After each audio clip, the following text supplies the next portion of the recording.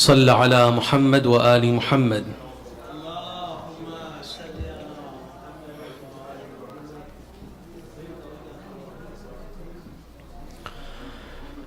أعوذ بالله من الشيطان الرجيم. بسم الله الرحمن الرحيم.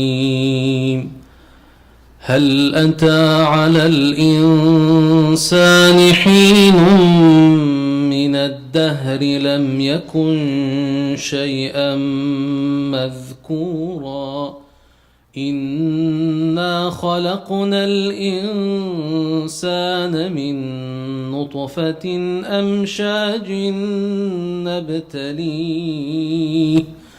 نبتليه فجعلناه سميعا بصيرا إنا هديناه السبيل إما شاكرا وإما كفورا إنا أعتدنا للكافرين سلاسل وأغلالا وسعيرا إن الأبرار يشربون من كأس كان مزاجها كافورا عينا يشرب بها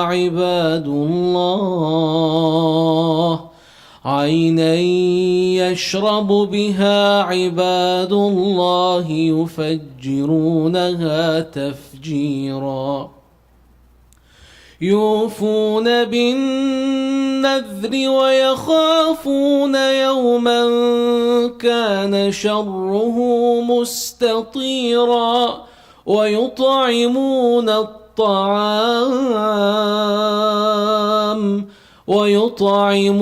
الطعام على حبه مسكينا ويتيما وأسيرا إنما نطعمكم لوجه الله لا نريد منكم جزاء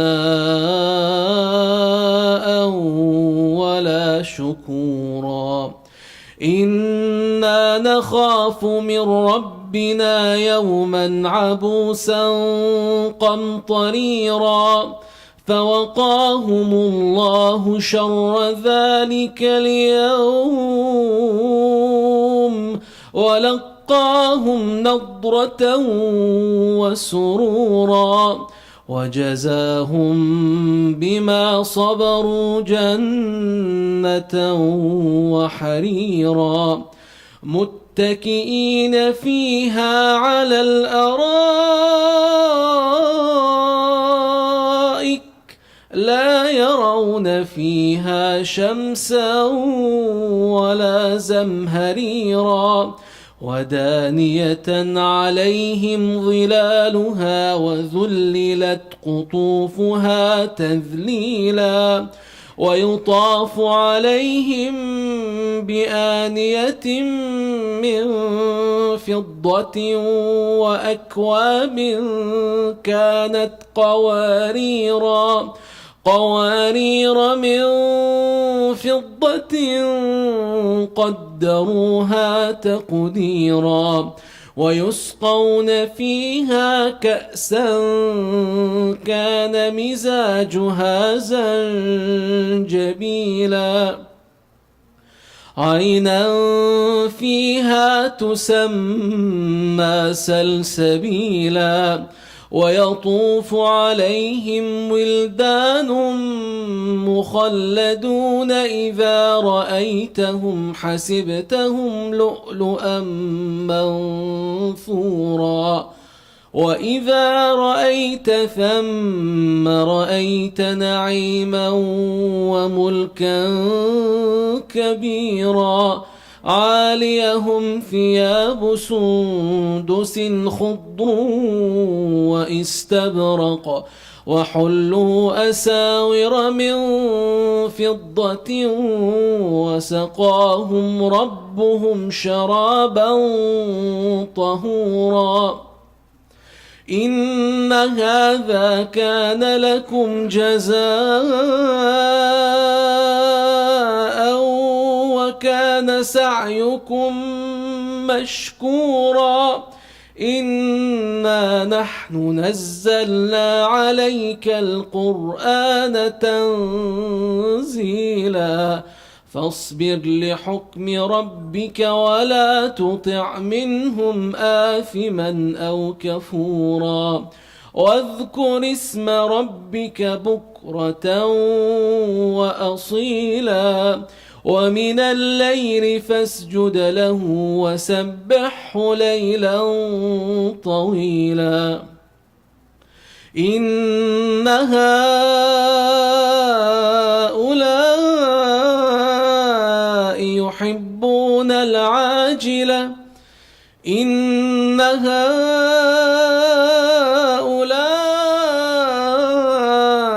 يحبون العاجلة ويذرون وراءهم يوما ثقيلا نحن خلقناهم وشددنا أسرهم وإذا شئنا بدلنا أمثالهم تبديلا إن هذه تذكرة فمن شاء اتخذ إلى ربه سبيلا وما تشاءون إلا أن يشاء الله إن الله كان عليما حكيما يدخل من يشاء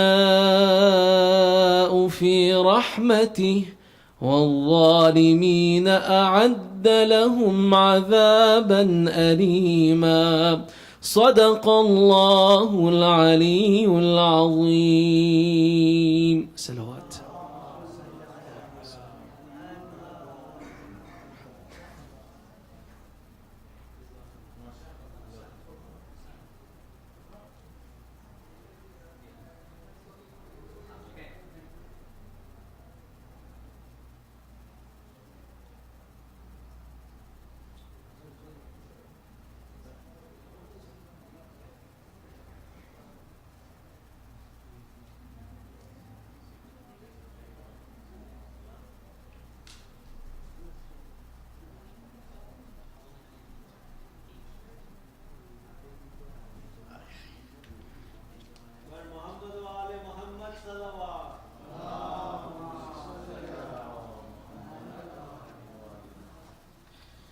एक और सलवात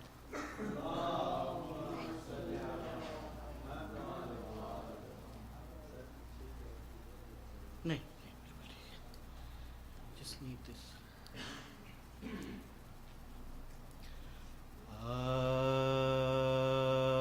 खैद खाने में सकीना ये बयां करती थी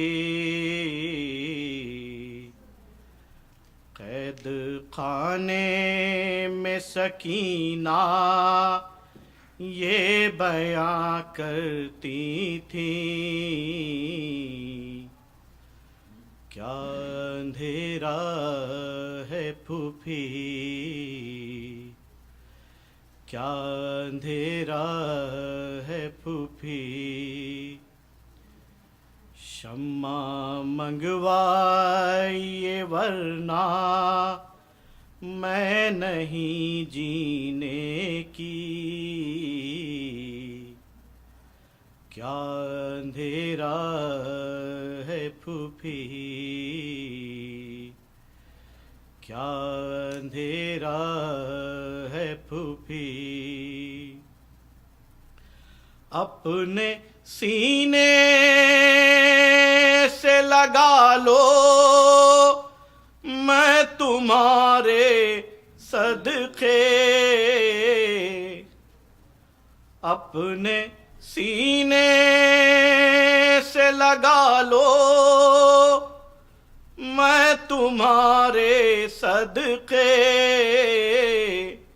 گود میں لے لو مجھے، گود میں لے لو مجھے، ورنہ پچھتاؤ گی، زندہ نہ رہوں گی میں کبھی۔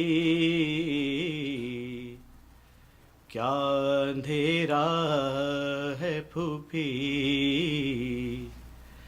کیا اندھیرا ہے پھوپھی، آج کی شب کو بھی کیا بابا نہیں آئیں گے، آج کی شب کو بھی کیا بابا نہیں آئیں گے، مجھ کو تڑپائیں گے، مجھ کو تڑپائیں گے، ان کے سینے پہ اگر سوتی تو نیند آ جاتی۔ کیا اندھیرا ہے پھوپھی، کیا اندھیرا ہے پھوپھی، بابا آ جاتے تو پھر شمر کو ہوتا معلوم، بابا آ جاتے تو پھر شمر کو ہوتا معلوم، کون ہے یہ معصوم، کون ہے یہ معصوم، کیا سمجھ کر مجھے یوں گھڑکیاں دیتا ہے شقی، کیا اندھیرا ہے پھوپھی، کیا اندھیرا ہے پھوپھی، پانی لانے کو کہا روٹھ گئے مجھ سے چچا، پانی لانے کو کہا روٹھ گئے مجھ سے چچا، آپ ہی سوچیں ذرا، آپ ہی سوچیں ذرا، ہوتے اموں تو میں اس طرح تماچے کھاتی۔ کیا اندھیرا ہے پھوپھی، کیا اندھیرا ہے پھوپھی۔ سلوات۔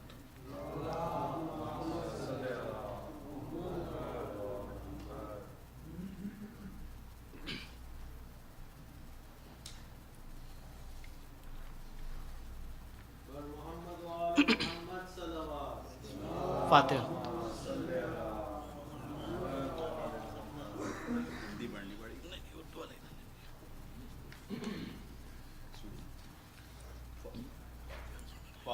فاتحہ۔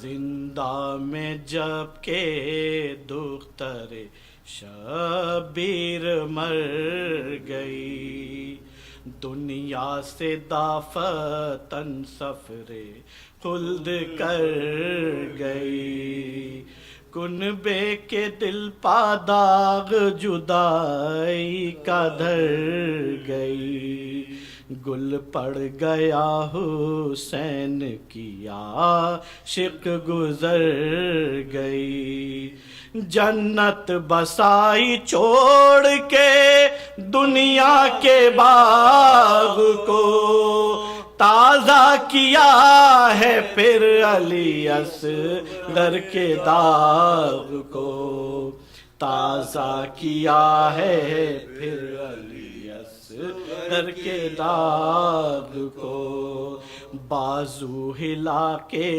بانوئے ناشاد نے کہا، بی بی پدر کے سر سے اٹھا او تو سر ذرا، باتیں ابھی تو کرتی تھی بہا بہا، ساخت ہے نبض ہائے غضب سرد دست و پا، منہ دیکھتے ہی جیست کا نقشہ بدل گیا، کس وقت سانس رک گئی کم دم نکل گیا، کس وقت سانس رک گئی کب دم نکل گیا، قربان جاؤں مرنے کی ماں کو خبر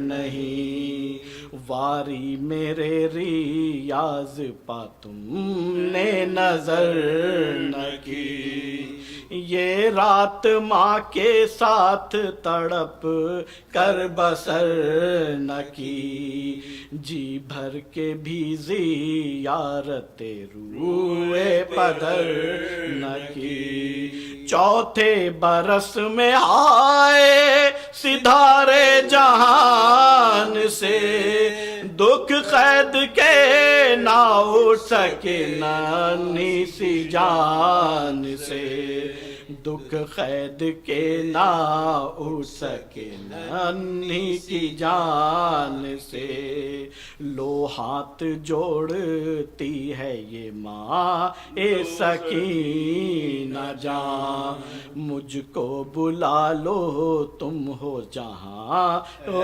سکینہ جان، ڈھونڈے نکل کے تم کو کہاں اے سکینہ جان، مادر کو خبر ہے یہ مقائے سکینہ جان، میں جانتی ہوں موت سے بدتر حیات کو، اب کون سوئے گا میرے پہلو میں رات کو، اب کون سوئے گا میرے پہلو میں رات کو، بیمار ایک بھائی ہے وہ بھی اسیر ہے، قیدی ہے پاشی قصد کا جو دستگیر ہے، سب لٹ گئے عزیزوں میں جو ہے فقیر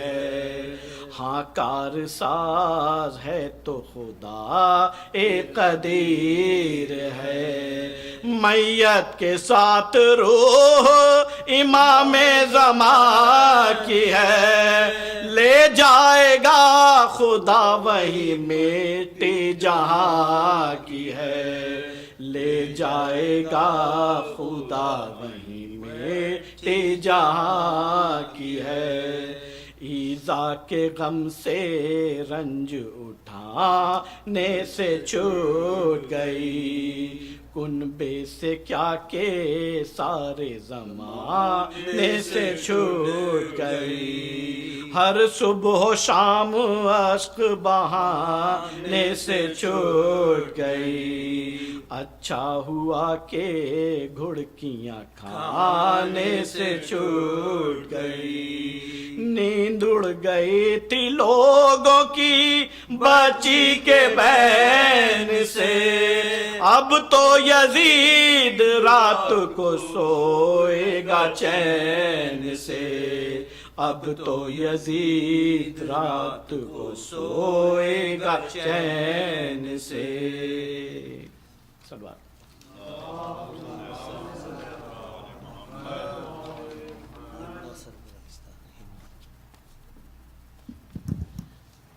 Quick announcement. After Majlis, after Maatam, please go downstairs. There's some niyaz downstairs.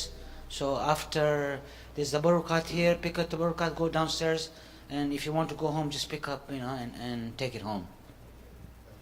Bismillah Maulana. Bar Muhammad wa ali Muhammad salawat.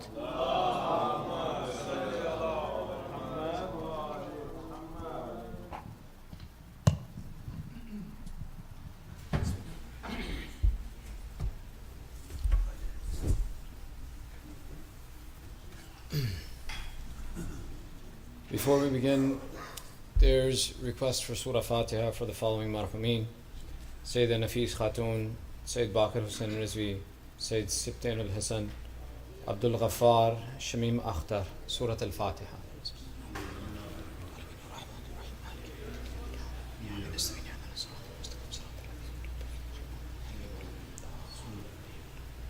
There's also a Surah Fatiha for marhuma who recently passed away, Razia Behan Ladak Nur Muhammad, who passed away in Toronto. One more Surah Fatiha.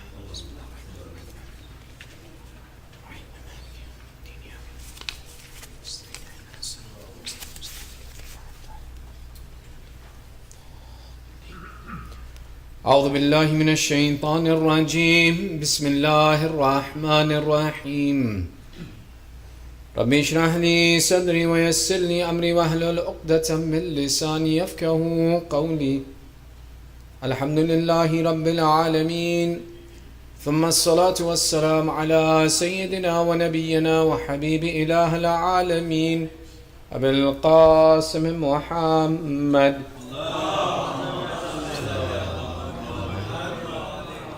وعلى آله الطيبين الطاهرين المعصومين واللعنة على أعدائهم أجمعين من الآن إلى قيام يوم الدين.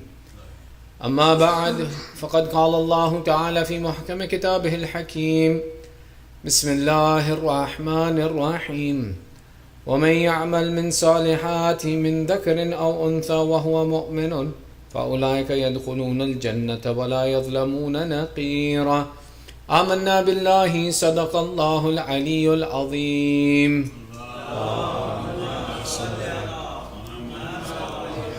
Your second salawat for love of Muhammad wa Ali Muhammad. And your loudest salawat for ta'jeel farj sahib al-asr wa zaman. Allahumma salli ala Muhammad wa Ali. أعظم الله أجورنا وأجوركم بذكرنا المسائب آل Muhammad. May Allah increase in our reward for commemorating the difficulties of Ahlul Bayt.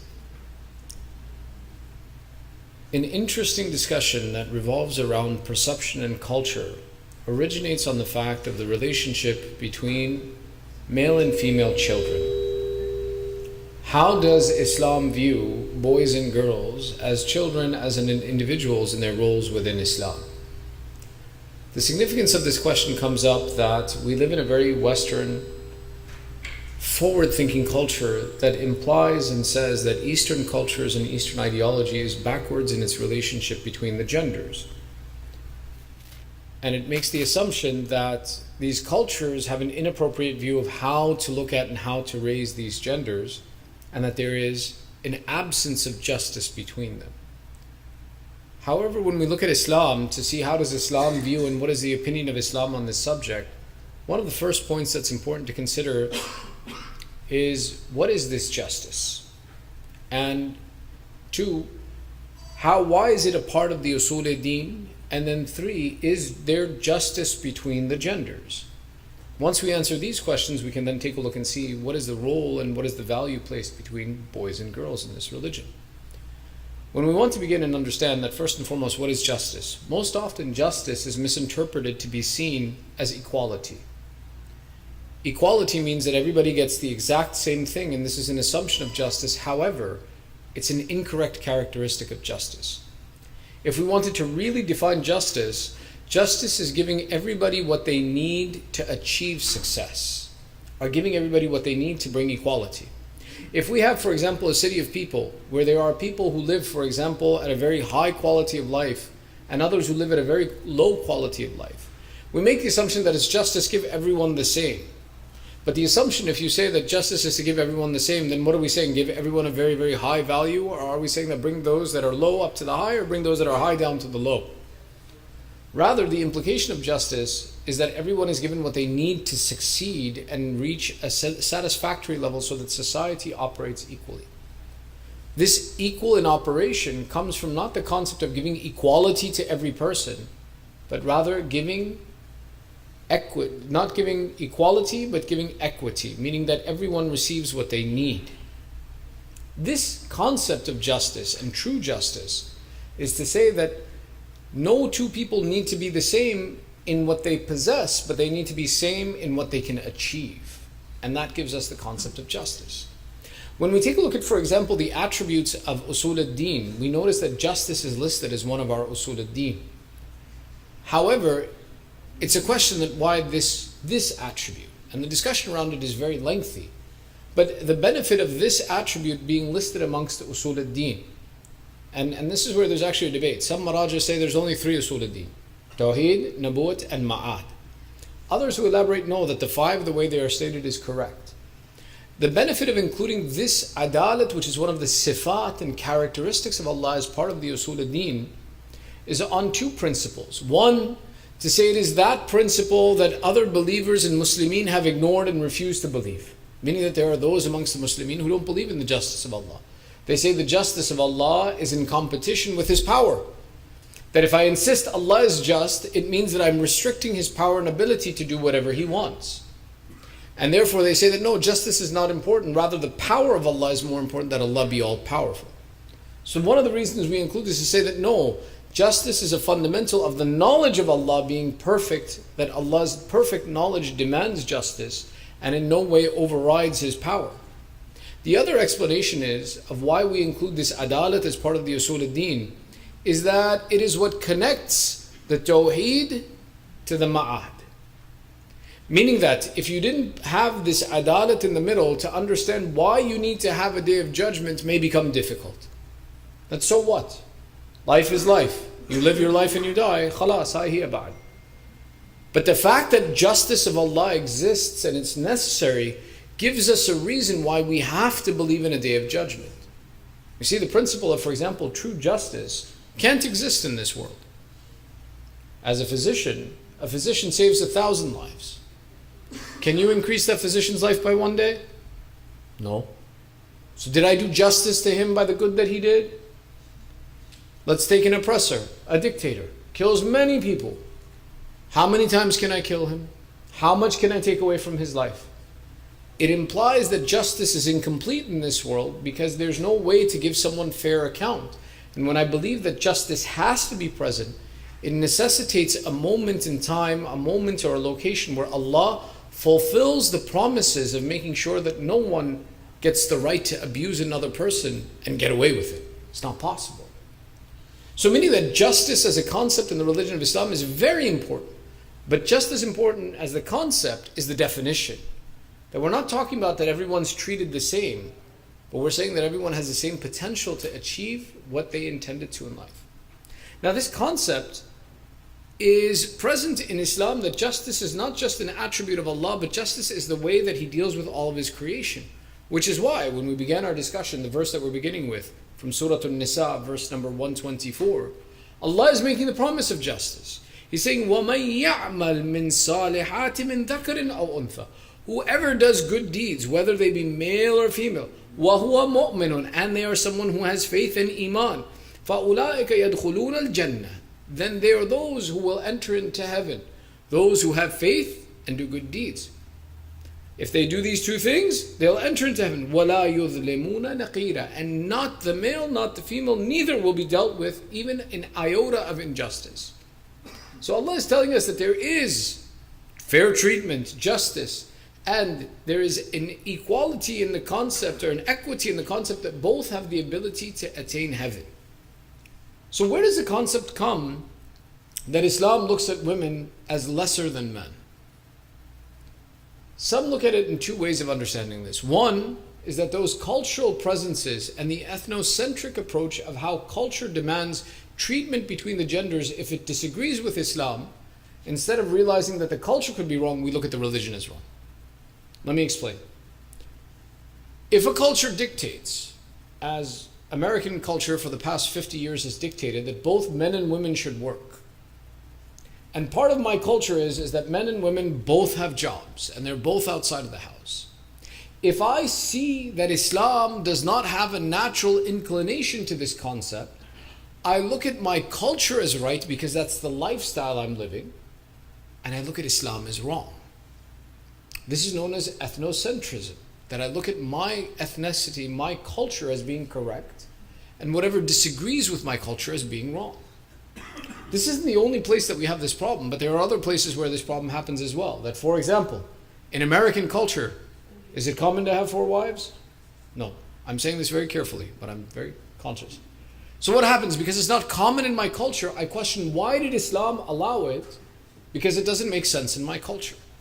If I look at the qawa'id of, for example, slavery, and there are those people who look and say that why does Islam have anything that mentions slavery as existing? Slavery is bad. And we look in our ethnocentric perspective that in the culture and the environment and the world that I live in, slavery doesn't make sense. And if Islam talks about slavery, then Islam must be wrong. And this perspective skews our view where we look at Islam as having to prove itself and us as being justified in our actions. Rather, what you need to take into consideration is look at the longevity of my ethnicity or my culture in comparison to Islam.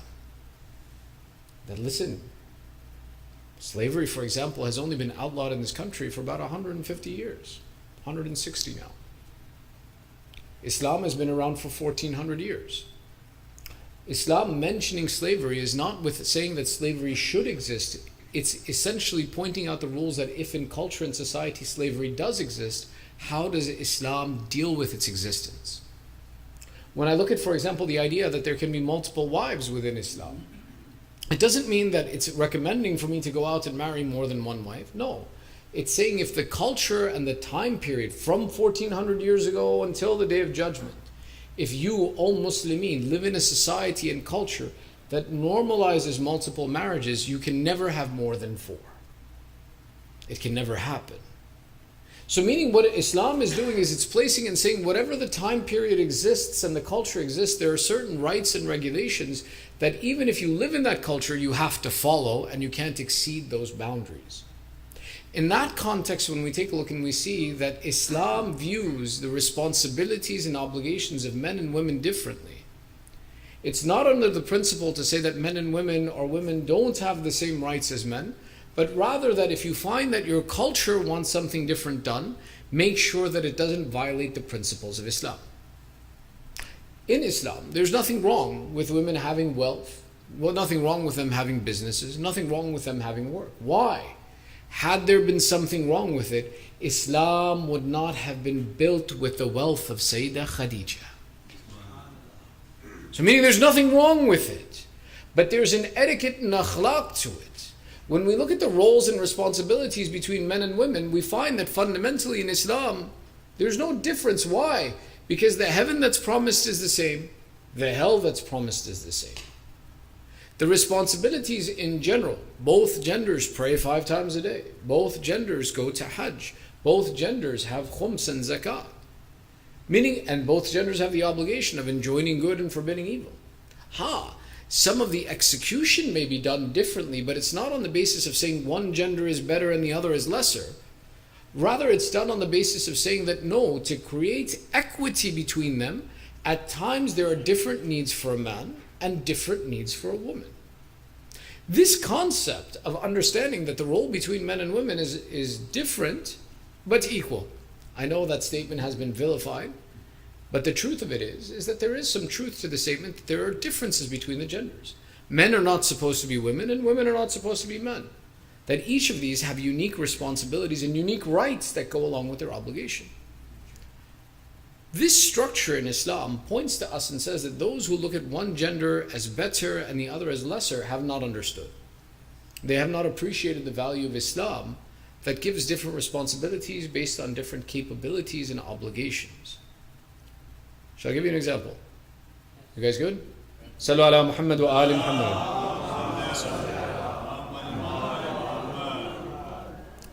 The easiest way to elaborate this in our context as followers of Madhab Ja'fari is looking at the concept of ijtihad and marja'iyat.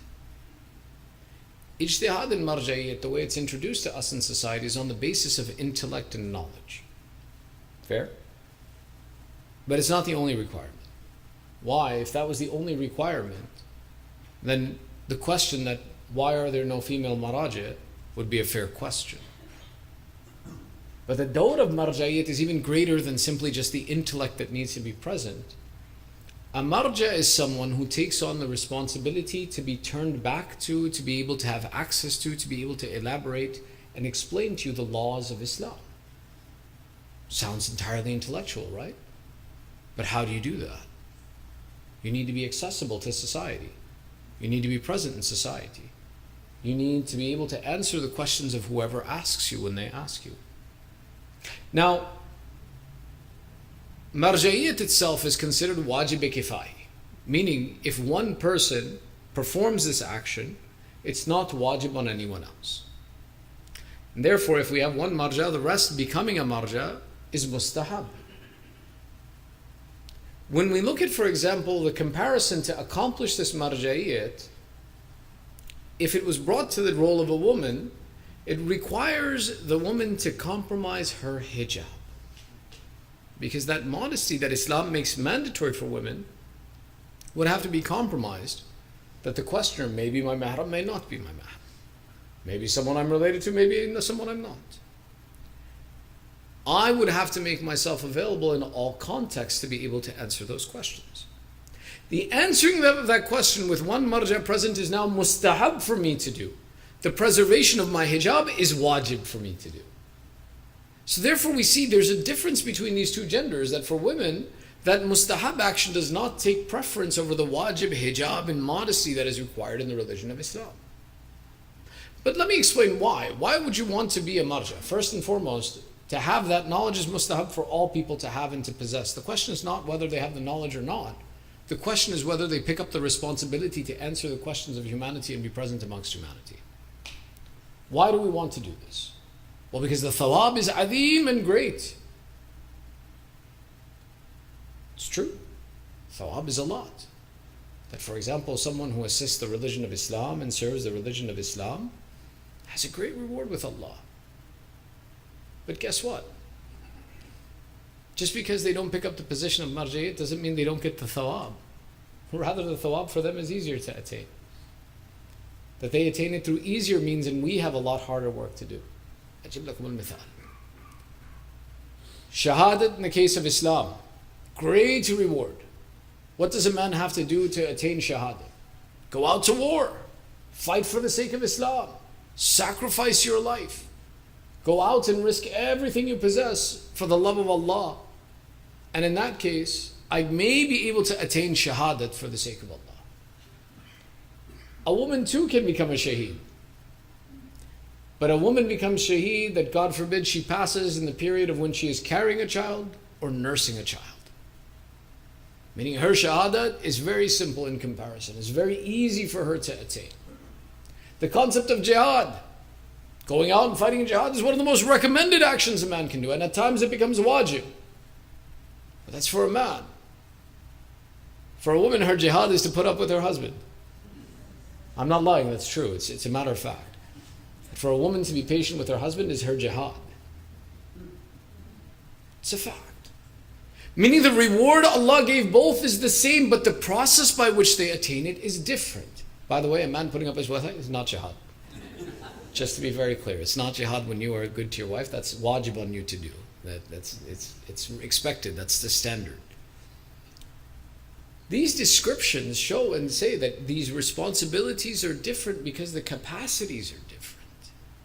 And because the capacities are different, the obligations changed. It doesn't mean that the status in the eyes of Allah of one gender was reduced over another.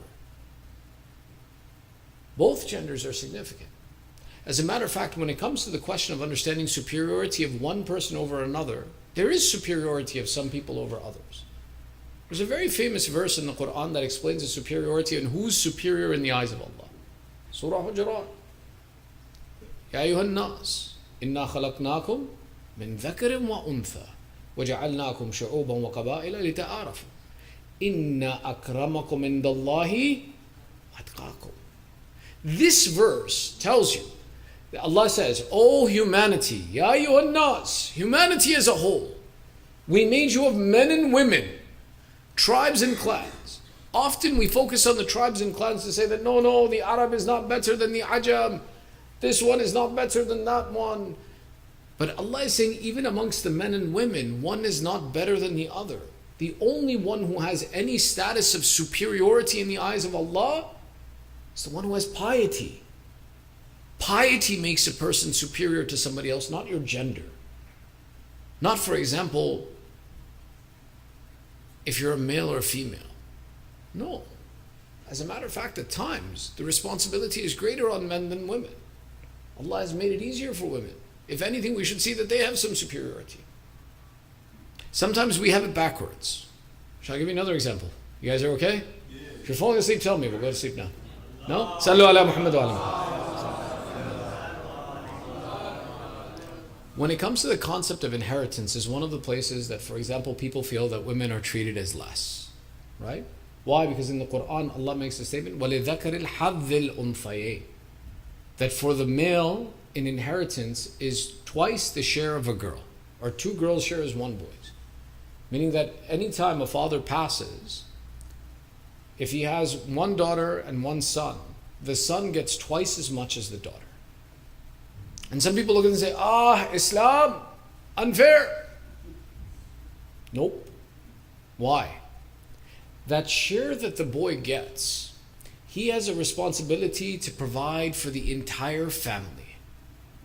And he has to take what he receives in inheritance and give to it if, for example, he's taking care of his mother, his wife, his children, whatever income a man has, his family has a right over.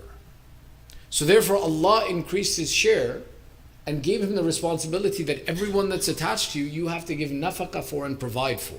And it's wajib on you to provide. But that share that goes to a woman, no one has a right over 1 cent in that. Not her children, not her spouse, no one. If you were to take a look and see and you asked a man that, hey listen, I'll give you half of what you have, but you don't have to give a penny to anybody, who wouldn't take it? Meaning the description of these roles is different. It doesn't mean that one possesses superiority. When we look at one as superior over the other, we look at it with a very shallow intention. We look at it very casually to imagine that I have a better ability to know what is justice than Allah. If there's difference, it's because that Allah has seen what the capacity of a man is and given him what he needs to succeed. And he has seen the capacity of a woman and given her what she needs to succeed. And this is the truth of justice. The most significant ways that we know that justice exists within Islam and within the genders is the fact of the example of how Allah gave children to Rasulullah sallallahu alayhi wa sallam.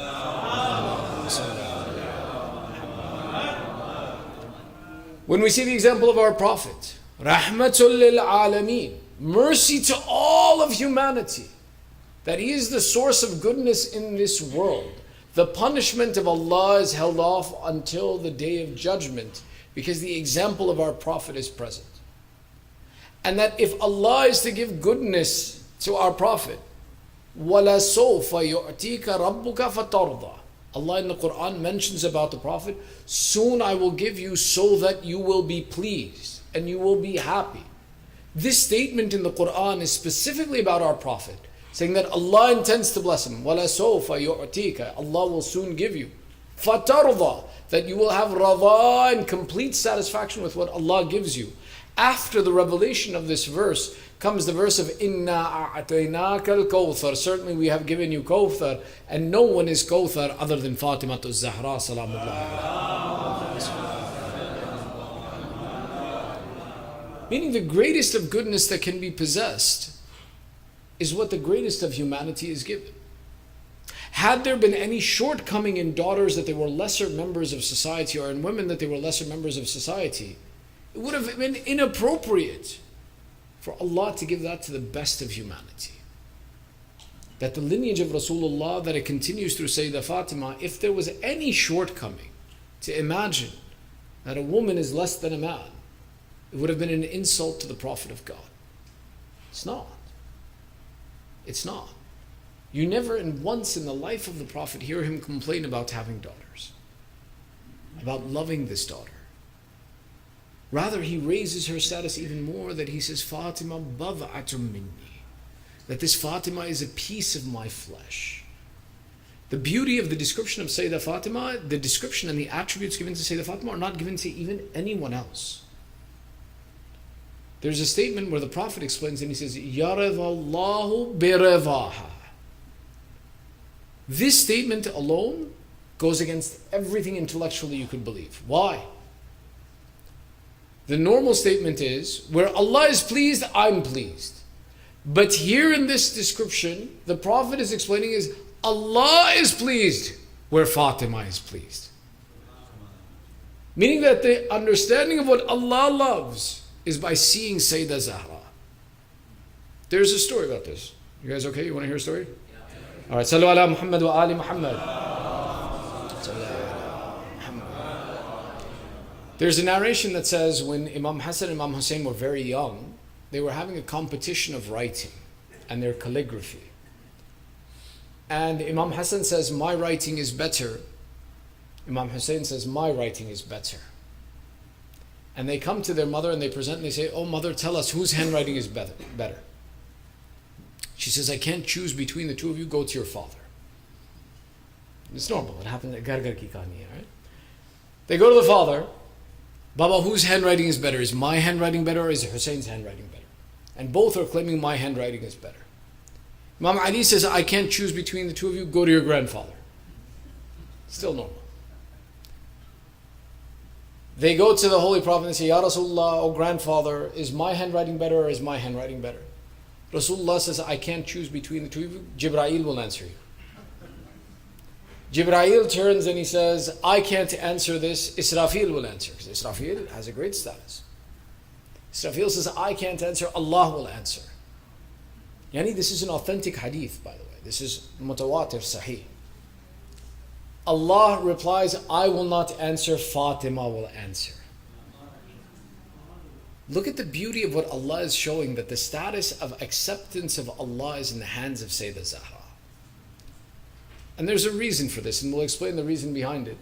But it says that it comes back, and it says that, oh Hassan and Hussein, go to your mother. Allah has said that your mother will make the decision of whose handwriting is better. The two boys return to their mother. And they say, oh mother, grandfather has said from Allah that you have to decide which of our handwriting is better.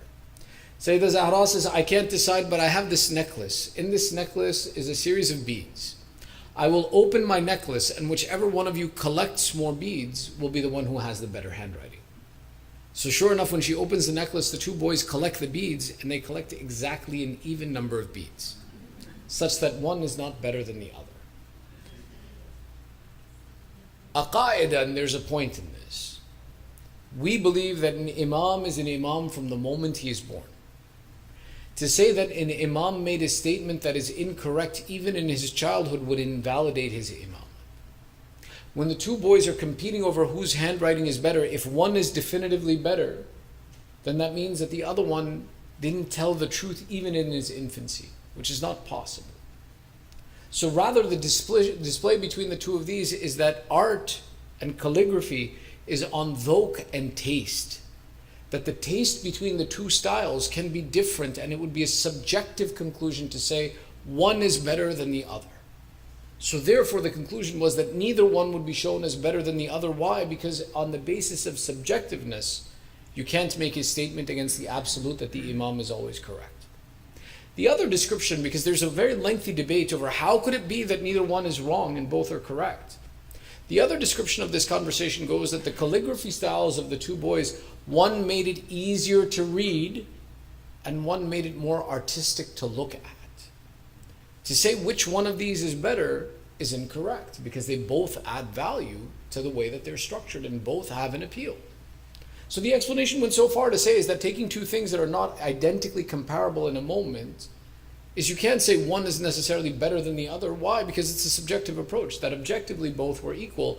Therefore, the conclusion of the debate between the two imams was not on the basis of showing who was better, but showing the fadail of Fatima az-Zahra sallallahu alayhi wa sallam. The azamata of her status is shown in this way, and in the ways of, for example, other elements. That in Hadith Kisa, when Ahle Kisa are introduced to the world, they're not introduced through the father, the grandfather, the sons. They're introduced through Sayyidah Zahra. This shows that in the eyes of Allah, there is no reduction of status of the genders, but both have a great status in the eyes of Allah. And as a matter of fact, it can even be argued that the status of women is higher than men as children. I'll explain why. We have narrations from many of our ai which conclusively say that daughters are a gift from Allah And sons are a bounty from Allah. And gifts Allah does not ask you about on the Day of Judgment. But bounties are something that Allah holds you to account for what you possess. Meaning that a daughter is something that is such a mercy. It's a mercy from Allah that it has no account for mercy. In other explanations, they narrate and they show that, for example, in the time of our Prophet, there was a man who had 3 daughters. And that he felt lesser for the fact that he possesses 3 daughters. So Rasulullah says, Allah has promised the one who raises 3 daughters to be pious, He promises them heaven. The man immediately becomes happy. He felt lesser because society told him he was lesser for having daughters. But when he hears 3 daughters automatically go to heaven, he became very happy. So much so when the news spread, the man with 2 daughters came and he said, Ya Rasulullah, I only have 2 daughters. Rasulullah would reply, even if you have 2 daughters, if you raise them to be good believers, Allah will automatically enter you into heaven. When this news spread, the one with 1 daughter came and said, Ya Rasulullah, I only have 1 daughter. And Rasulullah says, وَلَوْ كَانَ الْوَاحِدُ. Even if you have 1 daughter that you raise well, Allah will promise you heaven. There's no similar hadith for sons. It doesn't exist. Meaning that the social construct, the cultural construct of looking at one gender better than the other is exactly that. Islam has never reduced the status of one gender or another. But the responsibilities are different. If we take a girl and weigh her against the status of a boy, yes, it will be incomplete. If we take a boy and weigh him against the status of a girl, as we just did, it'll be incomplete. Each has their own place and each has their own value.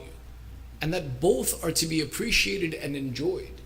And nothing in Islam says that one should be treated better than the other. As a matter of fact, when it was done in front of the Prophet, it's a very famous narration. A man comes to Rasulullah with 2 children. One he seats next to himself, one he seats away from himself. One he kisses and caresses, one he doesn't look at. And Rasulullah turns and he says, it would be better for you if you treated both of them equally. And there should be no difference in how you love your children. The man replies, he says, but Rasulullah, this is a son, that is a daughter. This will be my security and my protection. That is a liability. How can I treat them the same?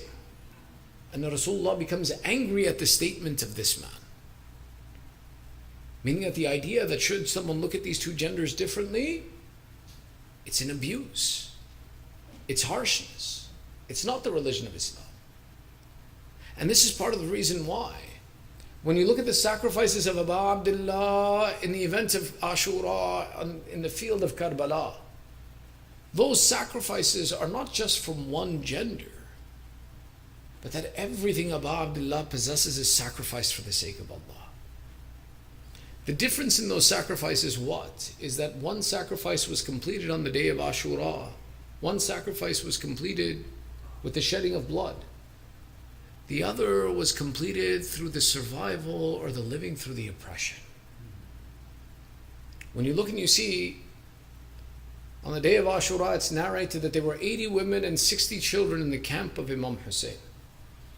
For an army that only had 100 or 120 soldiers in total and 72 of whom were fighters, wouldn't it make sense that that leader of that army doubles his number and says, no, these women will fight as well? But Islam did not demand it. Allah did not demand jihad from the women. But He demanded something else from them. He demanded the example that they were present. Had there been a shortcoming in one of these genders, they would not have been present in the field of Karbala. The sacrifices from the children of Abu Abdullah came from both sides, which is why the death of the daughter of Imam Hussain is no less of an oppression against Imam Hussain as the death and the shahadat of his sons. When we talk about the shahadat of this daughter who is known to us as Sakina, it's not a light matter. It is not a death that occurs naturally.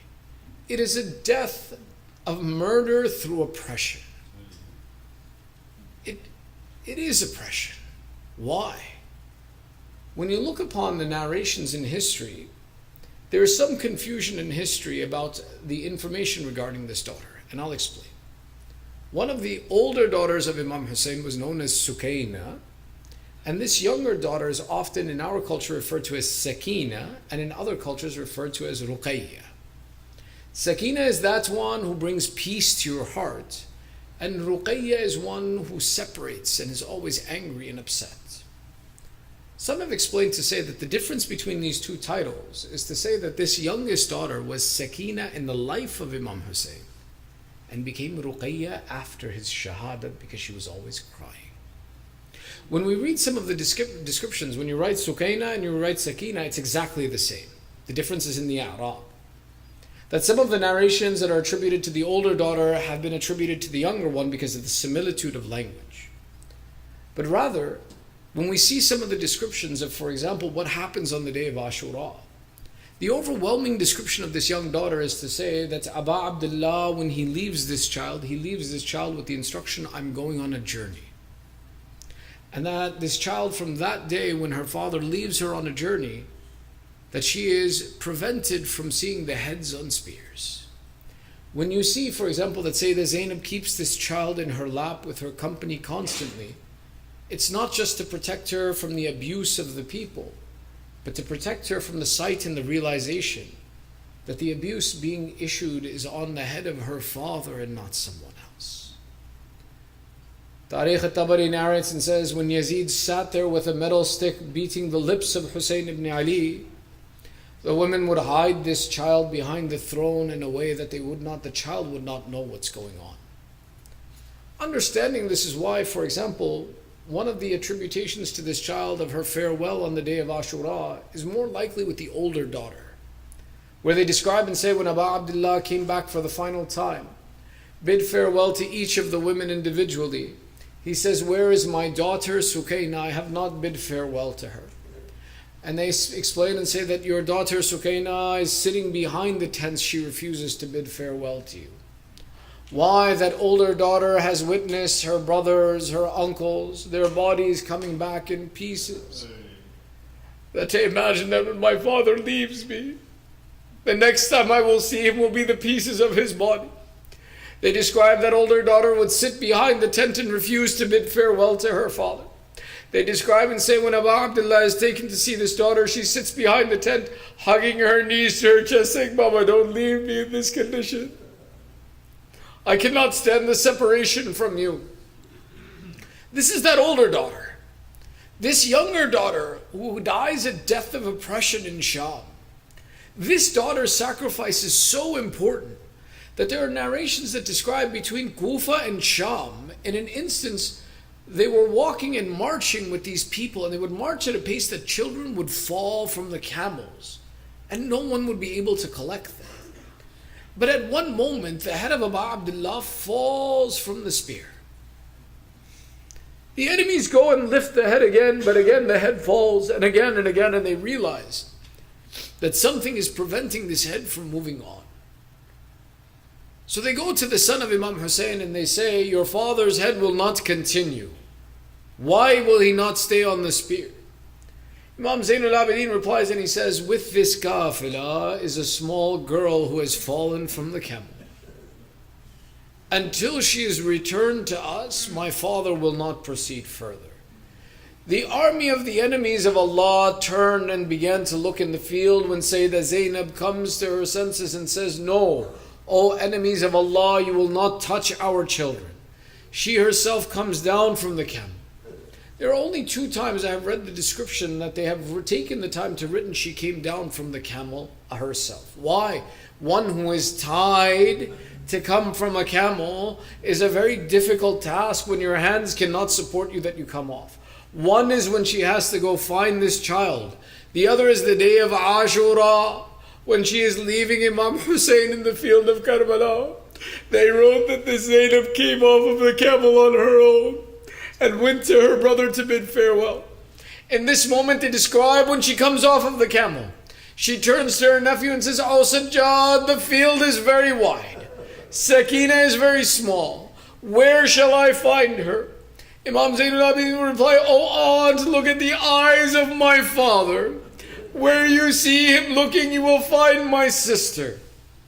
Meaning the importance of this sacrifice was so much that this kafilah could not continue. Why? It is a demonstration of the oppression of the zalim. That the zalim was not someone who was just oppressive once in Karbala, but it was one whose heart had been closed and was nothing but evil in his nature. This is why they describe that child who had been separated from her father in a prison cell in Sham, wakes in the middle of the night and cries and says, I want to see my father now. They say, oh daughter, your father is on a journey. We've told you many times. She says, no, I saw Baba in my dream. He is close to me and he said I will be with him soon. I want to go to him now. Every woman would come. No one could console the child. What are the words that we used to tell you? So that this child's weeping for her father became the entirety of the women in this prison, weeping for Imam Hussain. The child, how shall we tell you your father is that madloom? They cut his head. They trampled his body. They left him under the sun of Karbala. What shall we tell you? As they cry, the mal'oon, listening to the weeping in the middle of the night, says, what is the problem? Why am I disturbed by them? They explained and said that the 4-year-old daughter cries for her father. The enemy of Allah replies, give her what she demands. Oh, mal'oon, did you not know you don't give a 4-year-old child the severed head of her father? They bring a covered bowl into the prison cell. The child cries, I did not ask for food. They reply and say, lift the cover, you'll find what you want. They lift the cover. They describe the 4-year-old girl lifts the head of her father, makes 3 statements. Baba, who colored your beard red with your blood? Baba, who cut your veins? Baba, who has made me an orphan at such a young age? In these 3 statements, they say the child touched her lips to the lips of her father. The crying became silent. No sound was heard. I imagine they thought as Abu Abdullah would cry to unconsciousness in the field of Karbala. This child who has been malnourished, who has been abused, cried to unconsciousness. But then they would try to rouse her. Rabab, I would imagine, say, daughter, wake up. Zainab would say, my child, wake up. Imam Zainul Abidin would say, oh my sister, wake up until the realization comes. Inna lillah wa inna ilayhi rajiun. The masayib of this child are not complete. They describe and say, the women of Sham came to do the ghusl of the child. They looked at the body and they said, we will not do the ghusl. The question was asked, why not? They said, in her skin is a disease. The disease is contagious. This disease will spread in the city if we touch her. There is no ghusl for this one. Say that Zainab would complain, oh Zainul Abidin, they refuse to do the ghusl of your sister. I imagine the Imam would reply, aunt, there is no disease. But my sister's body was burned on the day of Ashura. No one healed her wounds. The clothing has grown into her skin over this time. It looks like a sickness, but there is no sickness. Imagine then that the Zainab would say, then I will do the ghusl. I will fulfill the rite. But also, Sajjad, when I take off the clothes, the skin comes with it. What am I to do? Imam Zainul Abidin would explain, aunt, my sister will be buried like this. There are 2 graves that are made in a state of extreme loneliness. Every person who is buried needs 2 people to bury. One who lowers the body and one who receives it and places it in the lahad. There are only 2 that they are described as being so ghareeb and alone. They had no one to assist them. One is Ali ibn Abi Talib burying the daughter of Rasulullah. There was no Maatam for Zahra in the middle of the night when Ali had to bury her. And the other is the Zayn al-Abidin who had to bury his sister in Sham. There was no one to assist them. We imagine when Amir al-Mu'mineen would try to lower the body, Rasulullah would raise his hands and say, Ali, return my daughter to me. Imam Ali would complain, Ya Rasulullah, when you left Fatima to me, her eye was not injured, her ribs were not broken, her muhsin was not shaheed. Ya Rasulullah, forgive me, I did not do anything bad with your amana. The other, this is Ali ibn Hussain, that you imagine alone with his sister, who did not have a kafan, who did not have ghusl, then he tries to lower the body alone. Abu Abdullah would say, Sajjad, return my daughter to me. And Zainul Abidin would complain, Baba, when you left her ears were not ripped. Her cheeks did not bear the marks of the smacks from Shimal. Her body was not burned. Baba, forgive me. ألا لعنة الله على القوم الظالمين وسيعلم الذين ظلموا أي منقلب ينقلبون إنا لله وإنا إليه راجعون رضا بقضائه وتسليما لأمره. Tears in your eyes as you've gathered here. ندعوك باسمك العظيم الأعظم الأعز الأجل الأكرم. 10 times with your hajat in your heart. Ya Allah, Ya Allah, Ya Allah. Ya Allah, Ya Allah, Ya Allah. Ya Allah, Ya Allah, Ya Allah, Ya Allah. Ya Mahmud bihaqqi Muhammad, Ya A'la bihaqqi Ali. Ya Fatir as-samawat bihaqqi Fatima. Ya Muhsinu bihaqqi al-Hasan. Ya Qadim al-Ahsan bihaqqi al-Hussain. Ya Allah, accept this small ibadah from us. Ya Allah, give us the thawab of this majlis, the marhameen of tonight's sponsors, our marhameen and all the mu'mineen in need of dua. Ya Allah, we have gathered here with hajat by the right of the mention of Ahlul Bayt, by the mention of their masa'ib, fulfill our hajat.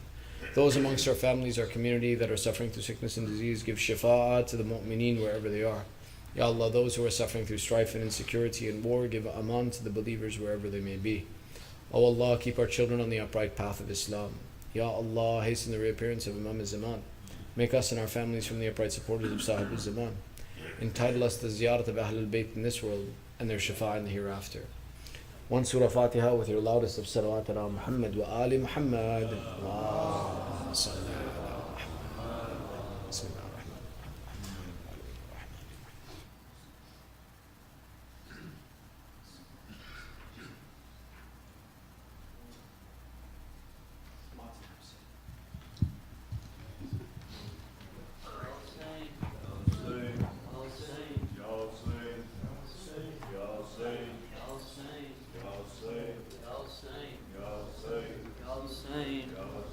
Ya Hussain, Ya Hussain, Ya Hussain.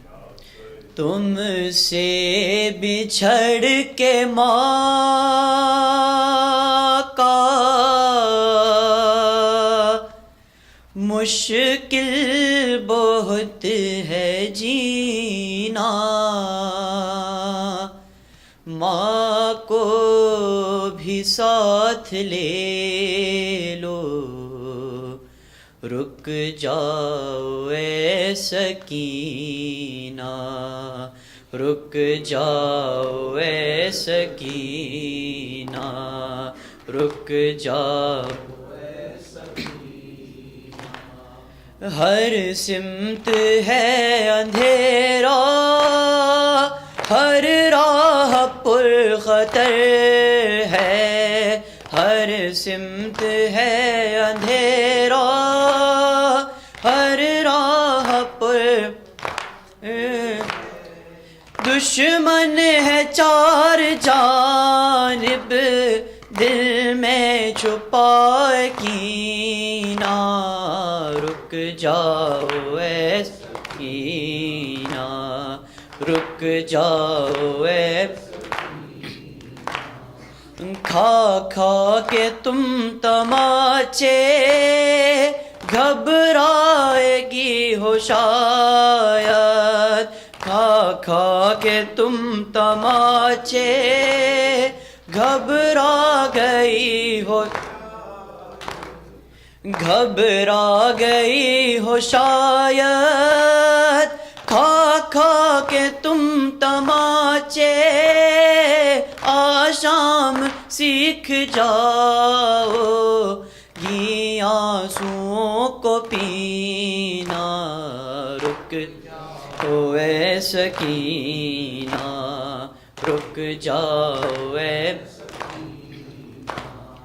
آ جاؤ میں سلا دوں سر زانوں پہ رکھ کر، جاؤ میں سنا دوں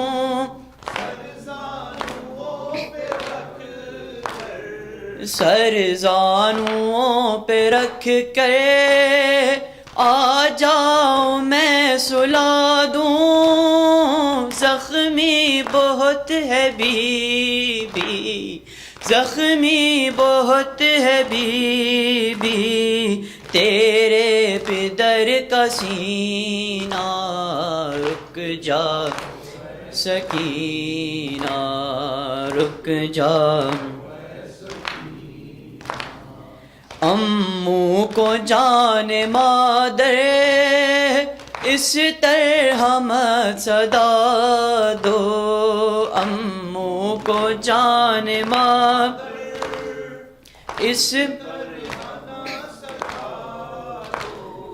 اس طرح مت صدا دو امو کو جان مادر عباس کی جبیں پر آ جائے گا پسینہ رک او اے سکینہ رک جاؤ اے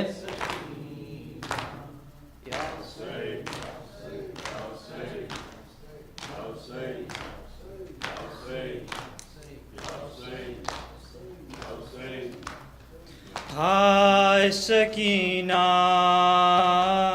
ہائے سکینہ ہائے سکینہ ہائے سکینہ شیخ سے کہا عباس نے در ہے مجھے آقا شیخ سے کہا عباس نے در ہے مجھے آقا شیخ سے کہا عباس نے در ہے مجھے آقا دریا پہ کہیں روتی نہ آ جائے سکینہ ہائے سکینہ ہائے سکینہ ہائے سکینہ ہائے Sakina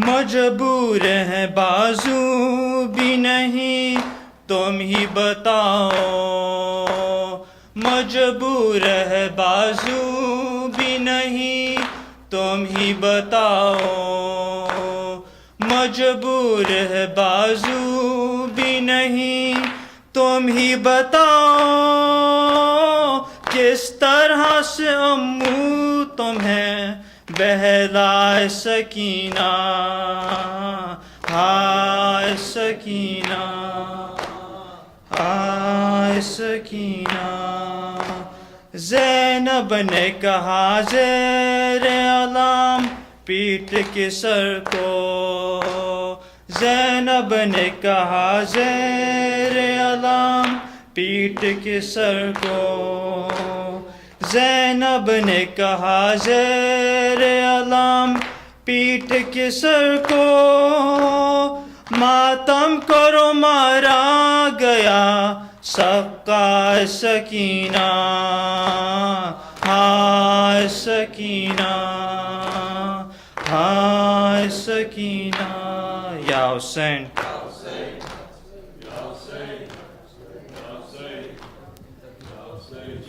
Brothers and sisters, the niyaz I mentioned earlier, it's in a go-to containers outside. So pick up your tabarruk, the containers, and you can leave because it's getting late.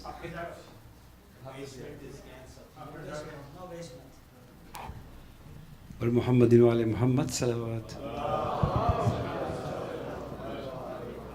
زيارة سكينة بنت الحسين بسم الله الرحمن الرحيم السلام على آدم صفة الله السلام على نوح النبي الله السلام على إبراهيم خليل الله. السلام على موسى كليم الله. السلام على عيسى روح الله. السلام عليك يا رسول الله. السلام عليك يا خير خلق الله. السلام عليك يا صفي الله. السلام عليك يا محمدا عبد الله خاتم النبيين. السلام عليك يا أمير المؤمنين علي بن أبي طالب وسي رسول الله. السلام عليك يا فاطمة سيدة نساء العالمين. السلام عليكم يا سبط نبي الرحمة وسيدي شباب أهل الجنة.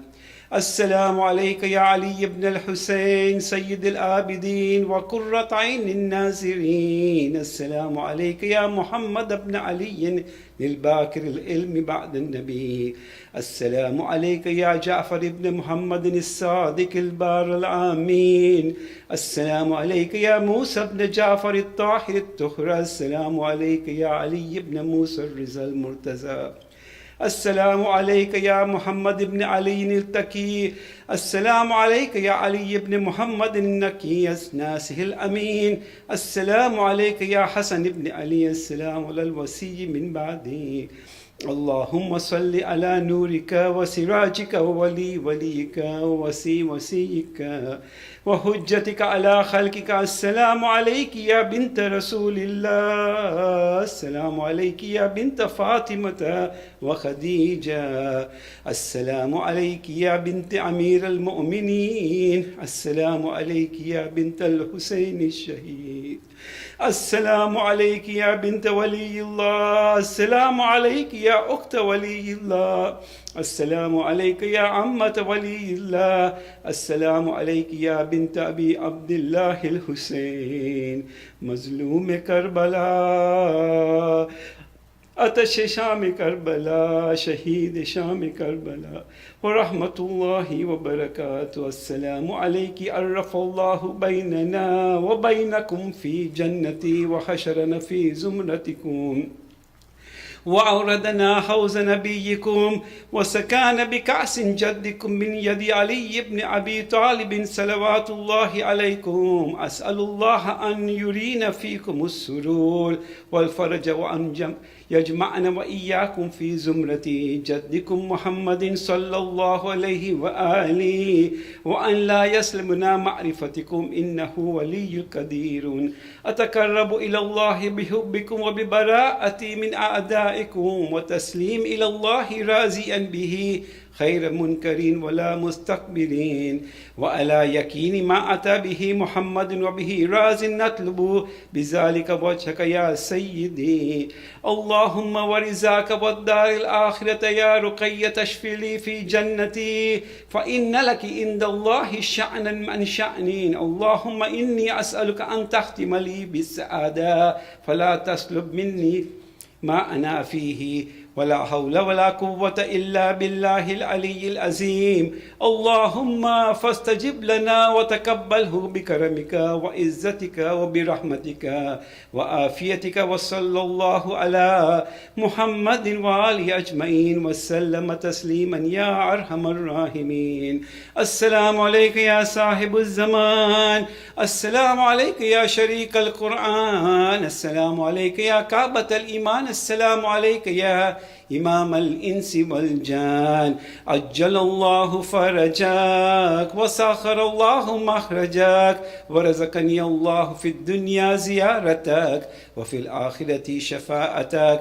السلام عليكم ورحمة الله وبركاته. اللهم كن لوليك الحجة ابن الحسن صلواتك عليه وعلى آبائك في هذه الساعة وفي كل وليا وحافظا وقائدا وناصرا ودليلا وعينا حتى تسكنه أرزك توعا وتمتعه فيها طويلا برحمتك يا أرحم الراحمين. مع الصلوات. اللهم